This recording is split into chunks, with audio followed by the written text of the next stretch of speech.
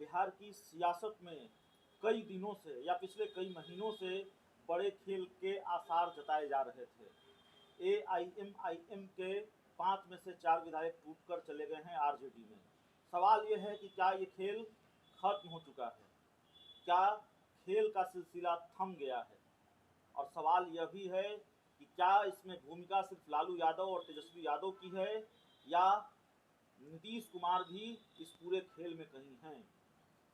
इस पूरे मामले पर बातचीत करेंगे। हमारे साथ लोक जनशक्ति पार्टी रामविलास के कद्दावर नेता पूर्व सांसद डॉक्टर अरुण कुमार हैं।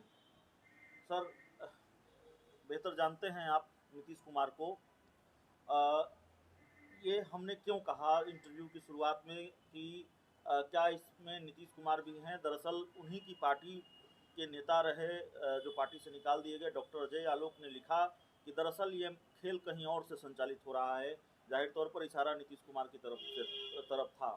क्या वाकई इस पूरे खेल में आप नीतीश कुमार की भूमिका देख रहे हैं? देखिए, इतनी आसान ये कहानी लिखी जा सकती है, लेकिन व्यवहार में उतरना इतना आसान नहीं कि दोनों तरफ खिलाड़ी हैं। इसका विश्लेषण जब मैं करता हूं तो ये देख रहा हूं कि भाजपा से नीतीश कुमार मुक्ति चाहते हैं या भाजपा से टकराहट चाहते हैं। फिर भाजपा, अभी कुछ दिन पहले हमने कहा था बिहार भाजपा लतखोर हो गई है, तो ऐसे नहीं कहा था। भाजपा की क्या लाचारी है नीतीश कुमार को ढोने का मैं नहीं जानता, लेकिन जो नीतीश कुमार पाप कर रहे हैं इसका भागीदार भाजपा भी है, और धीरे धीरे जनता उस दायरे में इनको भी ले रही है। जनता धीरे धीरे उनको इस दायरे में ले रही है, लेकिन सवाल यह भी है सर, आमतौर पर होता यह है कि सत्ता के लिए या सत्ताधारी दल में जाकर फ़ायदा उठाने के लिए विधायक टूटते हैं, पार्टियां टूटती हैं। लेकिन यहाँ मामला उल्टा है। विपक्ष में जाने के लिए विधायक टूटे हैं, विपक्ष में चले गए हैं। सरकार बनाने का गणित भी तेजस्वी यादव पूरा करते नहीं दिख पा रहे हैं 4 विधायकों को लेकर भी। तो वैसे में क्या डील हुई होगी, क्या समझ पा रहे हैं? ये इतना तय है कि इन विषयों का पटकथा पहले लिखा जा रहा था। जिस दिन पैदल एक अन्य मार्ग से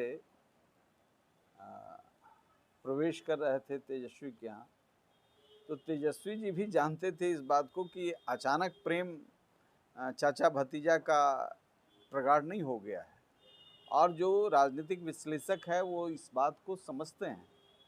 तो पटकथा लिखी जा रही है, लेकिन दूसरे तरफ भी पटकथा लिखी जा रही है। दूसरे तरफ भी इंटेलिजेंस है, विजिलेंस है, सीबीआई है, ईडी है, तो ये सब का भी अपना फंक्शन है। यहाँ कोई मूल्य को सामने रख करके राजनीति नहीं कर रहा है। तो ये खेल कर रहे हैं नीतीश कुमार जी, माननीय मुख्यमंत्री जी अभी तक सफल रहे हैं, ये बात सही है, लेकिन मुझे लगता है कि इस बार वो घिरे हुए हैं। या तो रिस्क लें और नहीं तो पैर पकड़ करके, जैसे आपने देखा होगा कि पहली बार जब नरेंद्र मोदी जी प्रधानमंत्री बने थे तो उस समय चीफ मिनिस्टर्स की मीटिंग में माननीय मुख्यमंत्री नीतीश कुमार उनसे हाथ मिलाना भी उचित नहीं समझे, हाथ झटक दिए थे। अभी जब योगी जी के ओथ सिरोमनी में गए हुए थे, वहाँ प्रधानमंत्री का पैर छू रहे थे, वो तो पकड़ लिए, नहीं तो और नीचे हाथ ले जाते, ठेहुना के नीचे ही पकड़ लिए।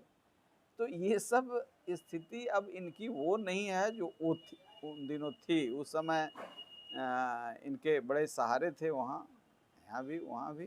अभी अकेले अकेले होना है। क्या इस खेल ने ये मैसेज दिया है सर कि अभी और भी बड़ा खेल होना है, और जिस गर्मजोशी के साथ लालू यादव उन 4 विधायकों का गर्व स्वागत कर रहे थे, उससे क्या ये मैसेज गया कि दरअसल लालू यादव का मिशन लालटेन या ऑपरेशन लालटेन अभी पूरा नहीं हुआ है, लालू और भी कोई बड़ा खेल कर सकते हैं? देखिए, यदि अपने नंबर के कारणों से या नीतीश कुमार की मदद से तेजस्वी जी बन जाते हैं मुख्यमंत्री, तो हमको लगता है कि इनको सरकार चलाने दिया जाएगा तत्काल। लेकिन मुख्यमंत्री के उम्मीदवार यदि वहाँ जा कर के नीतीश कुमार होंगे, तो मैं समझता हूँ कि राजद भी संकट में पड़ेगा और नीतीश कुमार भी संकट में। संसदीय जो परंपरा है, जो प्रावधान हैं या फिर जो स्थिति और परिस्थिति रही है, उसका बहुत ज़्यादा अनुभव, बहुत शानदार अनुभव आपके पास है। एक स्थिति दिखी विधानसभा के मानसून सत्र के दौरान, जब जेडीयू के विधायक भी वॉकआउट कर गए और सिर्फ बीजेपी के विधायक बचे विधानसभा में। कैसे देख रहे हैं, ये क्या गणित है? ये चूहा बिल्ली का खेल है, सहमत का खेल है, और उसमें एक दूसरे को एहसास करा रहे हैं और अलर्ट भी कर रहे हैं। तो भाजपा अंतिम रूप से मन नहीं बनाई है, कहीं मोह है इनसे। आखिरी सवाल है सर, बिहार में मध्यावधि चुनाव, तेजस्वी सरकार या फिर खींच खाच के लड़ाई झगड़ा होते हुए यही सरकार? देखिए, सरकार अंत तक तो नहीं रहेगी, चाहे राष्ट्रपति शासन हो या मध्यावधि चुनाव हो, सरकार अंत तक नहीं रहेगी। जिस तरीके का ड्रामा हो रहा है अभी, 20 जिला में बाढ़ है, और ये हेलीकॉप्टर जिस दिन बांध देखने गए थे, ये ऊपर गए और बांध नीचे गया। तो इतना भ्रष्टाचार है, इतने एक्सपर्ट लोगों को सिंचाई में लगाया जाता है, किसानों को लूटा जा रहा है, और सारे सेक्शन के लोग तबाह हैं। बिहार में किसी बड़े सियासी खेल, संभावित खेल में आरसीपी सिंह की कोई भूमिका बची है? देख रहे हैं, नहीं देख रहे हैं? हर आदमी की भूमिका होती है, अब उनके सामर्थ्य पर निर्भर करता है। भूमिका तो उनकी बहुत है, लेकिन उनका सामर्थ्य कितना है ये तो समय बतलाएगा। तो चलिए, समय बताएगा आरसीपी सिंह क्या कर पाते हैं।